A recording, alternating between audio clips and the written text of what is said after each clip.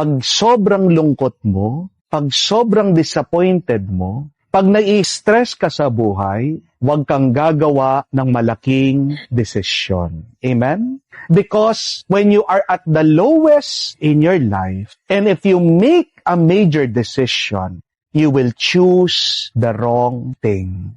Halimbawa, pag gutom ka, huwag kang mamimili magro-grocery. Why? Because you will pick the wrong thing. Amen? Pag desperado ka, wala kang trabaho, huwag kang magja-job hunting. Amen? Dahil, pag wala kang choice, merong binigay na trabaho sa'yo, kahit na pangit ang trabaho, kahit hindi mo kaya, o kahit mababa ang sweldo, kukunin mo. Amen? Pag broken-hearted ka, huwag kang maghahanap na magmamahal sa'yo. Hindi po ba? Bakit? Because you will choose the wrong person.